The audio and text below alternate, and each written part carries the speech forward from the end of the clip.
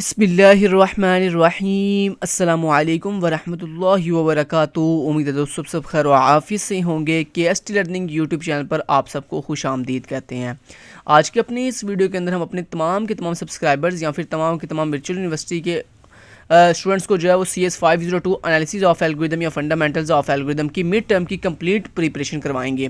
दोस्तों इस वीडियो को देखने के बाद आप 100% मार्क्स जो है वो गेन कर सकते हैं, और आप जो है अगर पासिंग मार्क्स गेन करना चाहते हैं तो वो भी आप कर सकते हैं, और आप जो है अगर एवरेज मार्क्स गेन करना चाहते हैं तो वो भी आप इस वीडियो को वॉच करने के बाद कर सकते हैं।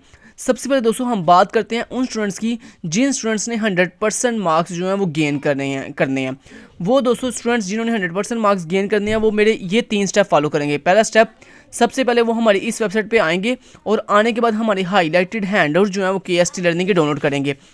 तो दोस्तों पहले स्टेप के अंदर आपने हाईलाइटेड हैंडआउट डाउनलोड कहाँ से करनी है, आप हमारी इस ऑफिशियल वेबसाइट जिसका लिंक आपको वीडियो को डिस्क्रिप्शन पार्ट में प्रोवाइड कर दिया गया, आप यहाँ पे आए। यहाँ पे आने के बाद वर्चुअल यूनिवर्सिटी वाले ऑप्शन के अंदर आपको मिलेगा एक ऑप्शन हैंडआउट्स का। आप सिंपली दोस्तों हैंडआउट्स वाले ऑप्शन पे आ जाओ।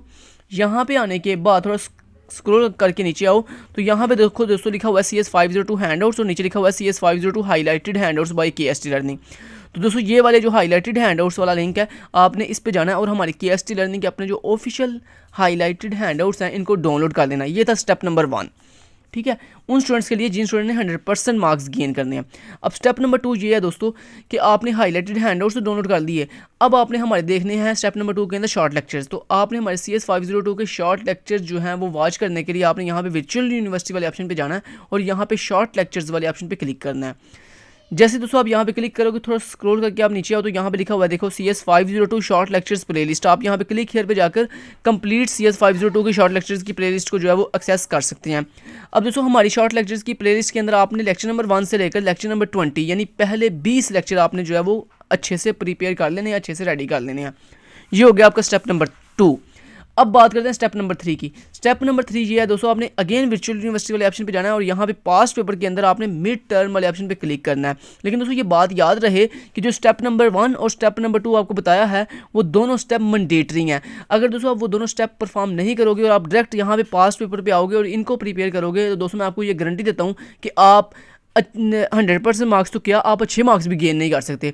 क्योंकि दोस्तों वो तमाम के तमाम यूट्यूबर्स जो अपनी मिड टर्म की प्रिपरेशन या फिर फाइनल टर्म की प्रिपरेशन के अंदर आपको ये गाइड कर रहे होते हैं कि आप सिर्फ और सिर्फ पास पेपर कर दो तो आप अच्छे मार्क्स लेके पास हो जाओगे। दोस्तों मैं आपको इस चीज़ के ऑपोजिट बताऊंगा, ये चीज़ बिल्कुल गलत है, ऐसा कुछ नहीं होता। हमेशा ये बात याद रखिएगा, जब आप पास्ट पेपर पर इन्हिसार करते हो तो पास्ट पेपर में सिर्फ 20 या 25% पेपर आता है, बाकी पेपर आपका हैंडआउट्स में से आता है। तो क्यों ना हम पहले अपने हैंडआउट्स को अच्छे से प्रिपेयर करें, शॉर्ट लेक्चर से अच्छे से लें, उसके बाद जो है वो पास्ट पेपर को रेडी करें। दोस्तों पास्ट पेपर को रेडी करने से सिर्फ 2 ही फ़ायदे होते हैं, मैं अक्सर अपनी वीडियो में बताता हूँ। पहला फ़ायदा ये होता है कि आपको पास्ट पेपर पढ़ के सिर्फ ये आइडिया हो जाता है कि सर किस टाइप के क्वेश्चन जो है वो पेपर में पूछते हैं। दूसरा आपको जो बेनिफिट होता है वो ये होता है कि जो आपने हैंडआउट से प्रिपरेशन की होती है उसकी आपको आइडिया हो जाता है पास्ट पेपर पढ़ने के बाद कि यस ये क्वेश्चन मुझे आता है, ये भी आता है, ये भी आता है। मतलब आपको ये आइडिया हो जाता है कि जो आपने प्रिपरेशन की थी हैंडआउट से वो आपकी 100% हुई है या नहीं हुई। तो ये 2 बेनिफिट की बुनियाद पर मैं आपको ये कहूँगा कि आप सबसे पहले हमारे हाईलाइटेड हैंडआउट डाउनलोड करने के बाद हमारे अच्छे से पहले 20 शॉर्ट लेक्चर्स वॉच करें और उसके बाद फिर आप जो है वो अपने टेस्टिंग के लिए कि किस तरह से क्वेश्चन आते हैं या एनालिसिस के लिए आप ये जो मिड टर्म के पास्ट पेपर्स हैं मुआज़ के या वकार के या अरसलान के, इनको जो है वो रेडी कर सकते हैं। तो ये दोस्तों 3 स्टेप थे। अगर आप ये मेरे 3 स्टेप फॉलो कर लेते हैं तो इंशाल्लाह आप 100% मार्क्स जो हैं वो गेन कर लेंगे। अब दोस्तों उन स्टूडेंट्स की बात करते हैं जिन स्टूडेंट्स ने या तो एवरेज मार्क्स लेने हैं या सिर्फ पासिंग मार्क्स लेने हैं। तो ये जो अब ट्रिक बताने जा रहा हूँ, ये ट्रिक जो है वो दोस्तों इन दोनों टाइप के स्टूडेंट्स के लिए है। तो चलते हैं और अब आपको मैं अपने हैंडआउट्स पे लेके जाता हूँ और यहाँ पे मैं आपको गाइड करूँगा कि वो कौन कौन से टॉपिक्स हैं इंपॉर्टेंट जिनको कवर करने के बाद आप जो है वो मिड टर्म के अंदर या तो एवरेज मार्क्स गेन कर सकते हैं या फिर आप जो है वो पासिंग मार्क्स गेन कर सकते हैं। लेकिन दोस्तों ये जो इंपॉर्टेंट टॉपिक बताऊंगा इन टॉपिक्स के साथ साथ आपने पास्ट पेपर को ज़रूर करना है। यानी अगर आप अपने हमारा स्टेप नंबर 1 यानी जो हमारे शॉर्ट लेक्चर्स हैं अगर वो वॉच नहीं करना चाहते तो कोई बात नहीं, फिर आपने क्या करना है, फिर आपको, लेकिन मैं ये बता दूं फिर आपके 100% मार्क्स नहीं आएंगे, फिर सिर्फ आपके जो है वो या तो एवरेज मार्क्स आएंगे या आपके ये चांस है कि आपके सिर्फ पासिंग मार्क्स आएँ। ठीक है। तो उसके लिए फिर आपने क्या करना है, उसके लिए जो इंपॉर्टेंट टॉपिक बताने जा रहा हूँ आपने ये करने हैं, और दूसरा आपने पास्ट पेपर्स को जो है वो एक दफ़ा गो थ्रू कर लेना है। यहाँ से आप जो MCQs हैं खासतौर पे उनको अच्छे से कर लेना है। लेकिन दोस्तों ये बात याद रखिएगा, ये जितने भी आपके पास्ट पेपर्स सॉल्व शुदा होते हैं, इन बहुत सी MCQs में मिस्टेक्स भी होती हैं, लेकिन उसमें आपने उस पर डिपेंड नहीं करना। मतलब मुआज़ के पेपर पर आपने डिपेंड नहीं करना कि मतलब जो मुआज़ ने टिक लगा दिया है उसने 100% जो है वो ठीक लगाया, ऐसा नहीं करते। ठीक है, तो आपने अपने माइंड से जो है वो उसको देखना कि क्या वाकई उसको वेरीफाई करना है हैंड आउट से जाकर, क्या जो मुआज़ ने या वकार ने या जो सलान ने या जो सॉल्व पेपर्स के अंदर जो टिक लगाए गए हैं, जो करेक्ट सोल्यूशन बताए गए हैं, क्या वो बिल्कुल ठीक है या नहीं ठीक। इसलिए आपने हैंड आउट से प्रिपरेशन ज़रूर करनी है। अब चलते हैं दोस्तों, इंपॉर्टेंट टॉपिक देखते हैं। सबसे पहले दोस्तों अपने लेक्चर नंबर 1 के अंदर ये जो एल्गोरिदम है, इसकी आपने यहाँ से जो कंसेप्ट लिखा हुआ है इसका आपने यहाँ से ये कवर करना है, जो मैंने हाईलाइट किया हुआ है। ठीक है जी, ये MCQs के लिए ऐसे इंपॉर्टेंट पॉइंट्स हैं। उसके बाद दोस्तों आपने यहाँ पे इनफॉर्मल जो डेफिनेशन है एल्गोरिदम की, ये आपने रेडी कर लेनी है। ठीक है, ये इंपॉर्टेंट बातें बता रहा हूँ, ये इंपॉर्टेंट टॉपिक्स बता रहा हूँ, ये साथ कर लीजिएगा। साथ ये भी बताऊँगा कि इसकी डेफिनेशन करनी है, इसका लैंग्वेज करना है, और इसको MCQs के लिहाज से करना है। ठीक है जी, ओके जी। नेक्स्ट आपने ये सारा स्किप कर देना दोस्तों, बस जो शुरू में बताया आपको, बस आपने वो जो MCQs टाइप स्टार्टिंग के ऊपर ओवर भी बताया वो आपने करना है, और उसके बाद आपने नीचे फॉर्मल डेफिनेशन करनी है उसकी एल्गोरिदम की। समझ लगी बात की। उसके बाद देन आपने ये सारा छोड़ देना, स्किप कर देना। उसके बाद दोस्तों आपने यहाँ पे आ जाना, ये वाला ये जो एग्जाम्पल है टू डायमेंशनल मैक्सिमा, ये आपने पूरी की पूरी एग्जाम्पल अच्छे से करनी है। ये लैंग्वेज के लिए ऐसे बड़ी इंपॉर्टेंट है, ये एग्जाम्पल मैंने करवाई हुई है। उसके बाद दोस्तों ब्रूट फोर्स एल्गोरिदम क्या होता है, आपने ये वाला टॉपिक करना है। ब्रूट फोर्स एल्गोरिदम का आपने टाइम कम्प्लेक्सिटी भी करनी है, और इसका आपने जो कोड है, जो एल्गोरिदम है, वो भी आपने साथ करना है। ये वाला इसका जो एल्गोरिदम है ये भी आपने करना है, और उसके बाद जो इसकी टाइम कम्प्लेक्सिटी आ रही है वो भी आपने करनी है। ठीक है जी, ये देखें रनिंग टाइम कम्प्लेक्सिटी ये लिखी हुई है, ब्रूट फोर्स एल्गोरिदम की रनिंग टाइम कम्प्लेक्सिटी ये लिखी हुई है, 2 लाइन्स, आपने इनको अच्छे से रीड कर लेना। ये देखें, ये सर ने ये सॉल्व करके दिखा रहे हैं। उसके बाद दोस्तों यहाँ पे देखें आपको एवरेज केस टाइम कम्प्लेक्सिटी क्या होती है, ये आपने लाइन पढ़ देनी है। उसके बाद जनाब यहाँ पे आपको ऊपर एवरेज के बाद एक और टाइम कम्प्लेक्सिटी दी गई थी, यस ये वाली वर्स्ट केस टाइम कम्प्लेक्सिटी, ये क्या होती है, ये दोनों आपने पॉइंट पढ़ लेने हैं। ठीक है जी, ये दोनों लाइंस बस आपने पढ़ लेनी है और कुछ नहीं करना यहाँ से। उसके बाद ये देखें, ये आपको एक कोड दिया गया जिसका आपको कहा गया था कि आपने रनिंग टाइम फाइंड करना है। तो ये दोस्तों आपने ये कोड कंप्लीट करना है, ये कोड आपने रनिंग टाइम अच्छे से करना है। इससे आपको बेनिफिट ये होगा कि इसको करने के बाद आपको ये अगर पेपर में आता है ये भी आप कर सकते हो। अगर आपको इस टाइप का कोई और क्वेश्चन सारा डाल देते हैं थोड़ी चेंजिंग करके, तो वो भी आप इजीली कर सकोगे कि अगर आप ये वाली एग्जांपल जो है इस कोड का अगर रनिंग टाइम कर लोगे। ठीक है, तो ये आपने करना है। उसके बाद ये सारा आपने स्किप कर देना। सॉरी, यहाँ से ये जो फार्मूलाज है ना, ये MCQs के लिए ऐसे बड़े इंपॉर्टेंट है, ये भी आपने करने हैं। यहाँ शॉर्ट क्वेश्चन के लिए ऐसे ये अरिथमेटिक सीरीज़ क्या होती है, क्वाड्रेटिक सीरीज़ क्या होती है, उसके बाद ये ज्योमेट्रिक सीरीज़ क्या होती है, इसका फार्मूला आपको आना चाहिए, और हार्मोनिक सीरीज़ क्या होती है, ये आपको जो फार्मूला है मेन इनका मेन फार्मूला ये वाला, ये नीचे वाला, ये ऊपर वाली इक्वेशन नहीं करनी, ये जो नीचे वाली सिर्फ दी हुई है ना, सिर्फ आपने ये वाली अच्छे से कर लेनी है, और इनका ये जो फाइनल आंसर है ये भी आपने कर लेना है। ये आपको MCQs के लिए ऐसे इंपॉर्टेंट पूछा जा सकता है। ठीक है जी, उसके बाद ये सारा छोड़ दें, ये नहीं करना आपने। ठीक है, ये जस्ट वो समझाने के लिए किया गया, ये आपने छोड़ दें सारा। उसके बाद दोस्तों ये वाला, ये जो एल्गोरिदम है प्लान स्वीप एल्गोरिदम, ये आपने करना है पूरा। ठीक है जी, ये टॉपिक आपने करना है। इसके अंदर सिर्फ आपका नहीं, ये इसका वो ऊपर जो ऊपर जो ये जो मतलब ये शेप्स दी गई हैं, ये चाहे आप ना करें, इसको छोड़ दें आप, ये आपने ज़रूर करना है। ये वाला इसका जो एल्गोरिदम है प्लान स्वेप मैक्सिमा का जो एल्गोरिदम है, ये आपने एल्गोरिदम जरूर करना है इसका। ठीक है जी, इसके अंदर आपने सिर्फ इसका ये जो एल्गोरिदम है ये करना है, और इसकी जो टाइमिंग कम्प्लेक्सिटी लिखी हुई है शॉर्ट फॉर्म में, ये आपने कर लेनी है। उसके बाद दोस्तों ये शॉर्ट क्वेश्चन भी ऐसे, ये टॉपिक इंपॉर्टेंट है आपका, ये टेबल जो इंपॉर्टेंट है, ये आपको वो पूछ सकते हैं कि बताओ n के अंदर अगर इतनी वैल्यू हो तो log n के अंदर कितनी वैल्यू होती है, या n ओवर log n के अंदर कितनी वैल्यू होती है। तो ये आपने ये वाला टेबल कर लेना है MCQs के लिए। ठीक है जी, बस। तो पहले चैप्टर में सिर्फ यही जो बातें बताई हैं सिर्फ आपने ये करनी है। अब अगर दोस्तों हम बात करें चैप्टर नंबर 2 की, तो यहाँ पे एसिम्प्टोटिक नोटेशन के बारे में आपने पढ़ लेना। ठीक है, तो ये आपने इसकी डेफिनेशन कर लेनी है एसिम्प्टोटिक नोटेशन की। उसके बाद आपने ये सारा स्किप कर देना, और यहाँ से दोस्तों ये वाली आपने डेफिनेशन करनी है, लोअर बाउंड क्या होता है, उसके बाद ये अपर बाउंड क्या होता है, ये वाली आपने लाइन करनी है। उसके बाद यहाँ से आपने कुछ नहीं करना, ये सारा छोड़ दें आप। उसके बाद दोस्तों ये वाला आपने ये जो लास्ट पे MCQs टाइप ये क्वेश्चन दिए गए हैं, या शॉर्ट क्वेश्चन टाइप, ये आपने सारे करने जो मैंने हाईलाइट किए हुए हैं। ठीक है, बस ये आपने करने हैं। बस ये चैप्टर नंबर 2 आपको कंप्लीट। चैप्टर नंबर 2 में ऊपर जो आपको डेफिनेशन बताई है एसिम्प्टोटिक की, वो आपने करनी है। उसके बाद जो मैंने आपको बताई थी, क्या उसका नाम लेते हैं, लोअर बाउंड, वो आपने डेफिनेशन की, अपर बाउंड की, और ये वाला जो इक्वेशन लिखी हुई है डिफरेंट, ये आपने ये करनी है, ये वाली बस। अब बात करें दोस्तों चैप्टर नंबर 3 की, यहाँ पे डिवाइड एंड कंकर के अंदर दोस्तों सबसे पहले मर्ज सॉर्ट की अगर हम बात करें तो बहुत इंपॉर्टेंट टॉपिक है ये। मर्ज सॉर्ट का आपने मस्ट करना ही करना है, ये लैंग्वेजिंग के लिहाज से बहुत इंपॉर्टेंट टॉपिक है आपका, ठीक है जी। तो ये आपने ज़रूर करना है। तो मर्ज सॉर्ट का आपने डिवाइड एल्गोरिथम भी करना है, ये जो एल्गोरिथम दिया गया मर्ज सॉर्ट का कंप्लीट, ये आपने कंप्लीट करना है। और इसके ये जो ड्राई रन दिया गया ये भी आपने मस्ट करना ही करना है। ये जो ड्राई रन है इसका, ये भी आपको डिवाइड करने का ड्राई रन ये भी आपने करना है, और जो मर्ज करने का ड्राई रन है वो भी आपने करना ही करना है। और उसका ये जो एल्गोरिथम है ये मतलब मर्ज सॉर्ट आपने कंप्लीट करना है। मर्ज सॉर्ट के अंदर इसका ये जो कोड है ये भी, एल्गोरिथम भी, और उसके साथ साथ आपने ये जो इसका ड्राई रन है, मतलब इसको ड्राई रन कहते हैं इसको, ये जो डायग्राम बनाते हो आप इसको कहते हैं ड्राई रन, तो ये भी आपने ज़रूर करना ही करना है, ठीक है जी। तो ये आपने मर्ज सॉर्ट का ये वाला करना है। उसके बाद मर्ज सॉर्ट का एनालिसिस ऑफ मर्ज सॉर्ट ये आपने करना है, इसका ये वाला टॉपिक भी करना है, ये भी बड़ा ज़रूरी है, इंपॉर्टेंट है। उसके बाद ये जो बीच में दोस्तों ये आपको कहा गया ना, ये पूरे का पूरा ये सारी इक्वेशन जो दी गई है, ये इक्वेशन बड़ी इजी है, मैंने आपको इसको समझाया भी है, ये कर लीजिएगा, ठीक है, मर्ज सॉर्ट के अंदर। उसके बाद ये जो एग्जाम्पल दी गई है दोस्तों, ये एग्जाम्पल छोड़ दें आप सारी, ठीक है, ये सारी छोड़ दें, इसका कोई करने का फ़ायदा नहीं है, ये छोड़ दें आप सारी।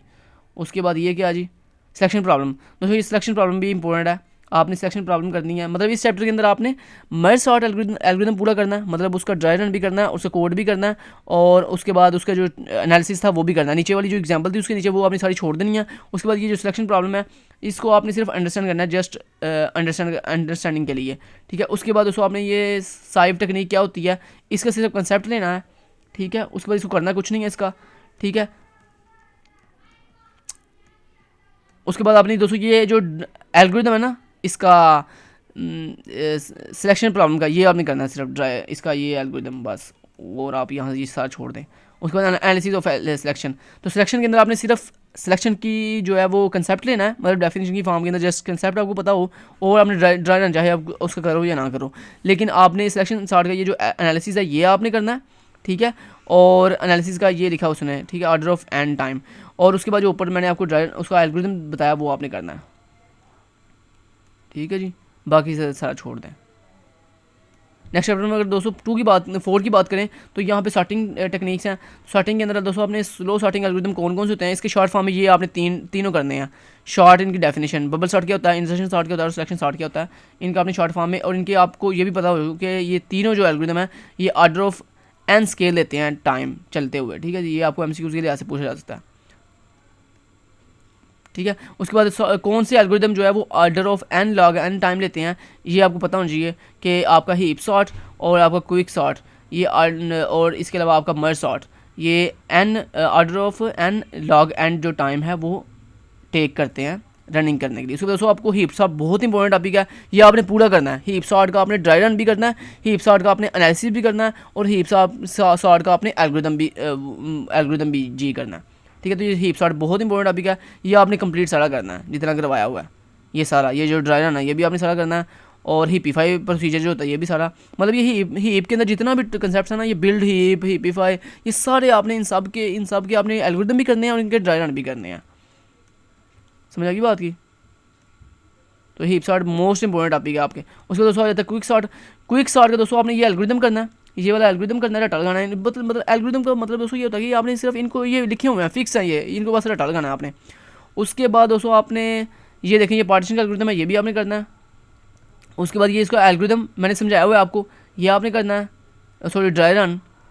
और क्विक सॉर्ट एग्जाम्पल आपने छोड़ दें, ये नहीं करनी है आपने, ये रहने दें, क्विक सॉर्ट एग्जाम्पल रहने दें, क्योंकि जब आपने क्विक सॉर्ट ऊपर कर लोगे ना तो आपको अच्छे से समझ आ जाएगी क्विक सॉर्ट वर्ड कैसे करता है, ठीक है। तो उसके बाद चाहे ये एग्जाम्पल करें या ना करें वो आपको जब समझ आ ही गई है तो वो उसके बाद दोस्तों आपको ये एनालिसिस ऑफ क्विक सॉर्ट का पता हो कि कितना टाइम लेता है, बस आपको MCQ के लिए ऐसे ये पता होना चाहिए।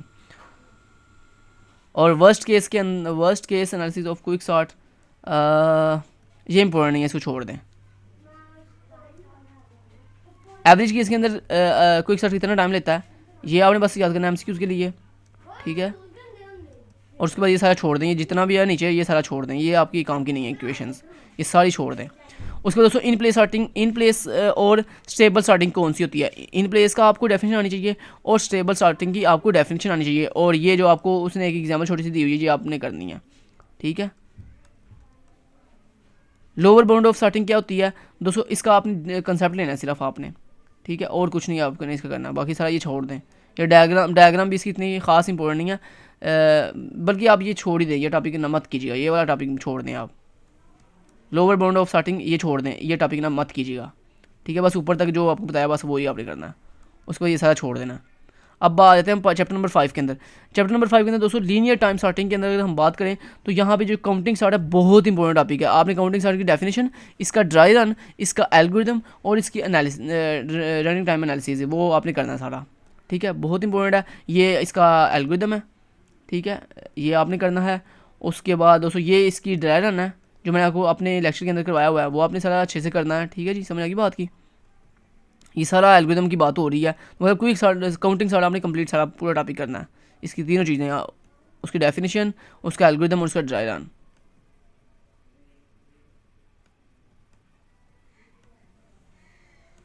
समझ की बात की, ये देखिए ये सारा काउंटिंग सॉर्ट था। उसके दोस्तों ये आ जाता है आपका रेडिक सॉर्ट, सॉरी बकेट और बिन सॉर्ट। ये बकेट और बिन सॉर्ट का आपने जो है वो एल्गोरिदम करना है इसका भी, मतलब हर जो एल्गोरिदम ये यहाँ पे सॉर्टिंग है ना, इनके सब के सिर्फ आपने एल्गोरिदम और इनके ड्राई रन, बस आपको ये दो चीज़ें इनकी आनी चाहिए, ठीक है। बकेट सॉर्ट का भी ये एल्गोरिदम है, ये आपने करना है, और इसका ये जो ड्राई रन है ये आपने करना है। बड़ा इजी है बकेट सॉर्ट, क्या होता है बहुत ईजी है, मैंने अपनी वीडियो में समझाया हुआ अच्छे से, ये आपने करना है इसका कंसेप्ट, ठीक है जी। उसके बाद दोस्तों बात करते हैं इसकी रेडिक सॉर्ट। बहुत बहुत बहुत इजी कंसेप्ट है, इतना इजी कि आपकी सोच है, ठीक है। ये इसका ड्राई रन है छोटा सा, ये इसका ड्राई रन है, और ये जनाब इसका जो है वो एल्गोरिदम है छोटा सा, ठीक है। ये आपने कर लेना बस। चैप्टर नंबर 5 आपका कंप्लीट। चैप्टर नंबर 6 की बात करें दोस्तों, फिबोनाची सीक्वेंस क्या होता है, आपको इसका कंसेप्ट पता हो फिबोनाची सीक्वेंस का बस, ठीक है। और ये फिबोनाची सीक्वेंस का ट्री चाहे ना करें आप, इसका सिर्फ ये ड्राई रन इसका कर सॉरी इसका एल्गोरिदम कर लें। ये ट्री चाहे इसका ये जो ड्राई रन उसने ड्राई रन करके दिखाया हुआ ये ना करें आप, सिर्फ ये आप इसका जो एल्गोरिदम है फिबोनाची सीक्वेंस का ये कर लें बस आप, ठीक है। उसके बाद दोस्तों डायनामिक प्रोग्रामिंग बहुत इंपॉर्टेंट है, ये आपने करना है। डायनामिक प्रोग्रामिंग अप्रोच क्या होती है इसको आपने करना है, और इसके अंदर डायनामिक अप्रोच के अंदर आपने सिर्फ ये इसकी जो डेफिनेशन है ये, और इसके ये 2 स्टेप हैं डायनामिक प्रोग्रामिंग करने के लिए, ये बस आपने करने हैं। उसके बाद दोस्तों एडिट डिस्टेंस की बात करें तो एडिट डिस्टेंस इंपॉर्टेंट टॉपिक है, ये पूरे का पूरा टॉपिक ये आपने करना है। इसमें सिर्फ आपने करना क्या वो बता देता हूँ आपको। एडिट डिस्टेंस के अंदर दोस्तों आपने करना कुछ भी नहीं है, ये देखिए मैं आपको बताता हूँ। ये आपने एडिट डिस्टेंस की एप्लीकेशन कौन कौन सी है जस्ट इनके नाम याद करने हैं और कुछ नहीं करना चाहिए। ये जो इनके नाम है ना, सिर्फ स्पेलिंग करेक्शन, प्लेजरिज्म डिटेक्शन, सिर्फ इनके नाम आपको याद हों, तो ये आपने इसका पहला कंसेप्ट करना है। एडिट डिस्टेंस के अंदर सिर्फ पहला कंसेप्ट आपने ये करना है कि एप्लीकेशन ऑफ आपका एडिट डिस्टेंस क्या होती हैं, ये इनके एप्लीकेशन के नाम याद करने हैं आपने बस। और उसके बाद एडिट डिस्टेंस दोस्तों ये जो एल्गोरिदम है ये आपने कंप्लीट करना है। ये एल्गोरिदम नहीं, मतलब ये जो एग्जांपल दिए ना ये नहीं आपने करनी, बल्कि आपने एडिट डिस्टेंस ये जो नीचे टेबल मैंने करवाया था ना आपको, सिर्फ वो आपने करना है, बाकी ये सारा छोड़ दें, स्किप कर दें, कुछ ना करें इसमें से। ये वाला टेबल, ये जो टेबल की फॉर्म मैंने करवाया था ये आपने अच्छे से मेरी वीडियो वॉच करके शॉर्ट लेक्चर वाली, तो ये बस कर देना। उसके बाद बाकी सारा छोड़ दें। उसके बाद एडिट डिस्टेंस में आप चाहे मेरी तरफ से कुछ ना करें, ठीक है जी। और उसके बाद लास्ट में ये देखें एनालिसिस ऑफ, ये जस्ट एक लाइन के अंदर उसने बताया कि जो आपका एडिट डिस्टेंस होता है इसका थीटा ऑफ एंस के जो टाइम लेता है ये अपना काम कंप्लीट करते हुए। तो बस ये आपको एमसीक्यूज के लिए ऐसे पता हो। तो एडिट डिस्टेंस के अंदर आपने क्या करना है, एडिट डिस्टेंस के अंदर सिर्फ आपने उसकी एप्लीकेशन के नाम याद करने हैं कि कहाँ कहाँ उसका यूज़ होता है। दूसरा आपने एडिट डिस्टेंस का ये जो ड्राई रन है ये करना बस आपने टेबल वाला, बस ये टेबल वाला कीजिएगा। और उसके बाद दोस्तों आपने ये जो एनालिसिस इसके एक लाइन के अंदर ये जो एनालिसिस उसने बयान किया है बस आपने ये बताना है। बस यहाँ तक आपका जो मिड टर्म का सिलेबस था वो कंप्लीट होता है। उम्मीद करता हूँ जो आपको चीज़ें मैंने बताई हैं हाईलाइट करवाई हैं सिर्फ आप वही करोगे, बाकी जो मैंने कहा है कि सारी छोड़ दो वो आपने सारी छोड़ देनी है, कुछ नहीं करना। तो इंशाल्लाह ये जो चीज़ें के ऊपर टिक लगवाए हैं सिर्फ आप ये कर लोगे तो इंशाल्लाह आपके एवरेज मार्क्स आ जाएंगे इंशाल्लाह, ठीक है। मतलब समझ लो 100% में से तकरीबन कोई 60% या 65% आ जाएंगे अगर आप ये मेरे बल्कि इससे ज़्यादा ही आ सकते हैं। मतलब 70% तक उम्मीद है कि आप ये अगर मेरे हाई जो मैंने टिक लगवाए हैं इंपॉर्टेंट टॉपिक्स या अगर कर लेते हो तो 70% तक आ सकते हैं चांस हैं। लेकिन अगर आप मेरे शॉर्ट लेक्चर देख लेते हो पहले लेक्चर नंबर 1 से लेक्चर नंबर 20 तक, तो पहले 20 लेक्चर अगर पूरे वॉच कर लेते हो तो इंशाल्लाह फिर तो 100% मार्क्स इंशाल्लाह आपके आएंगे। Thank you so much then guys, take care, अल्लाह हाफिज़।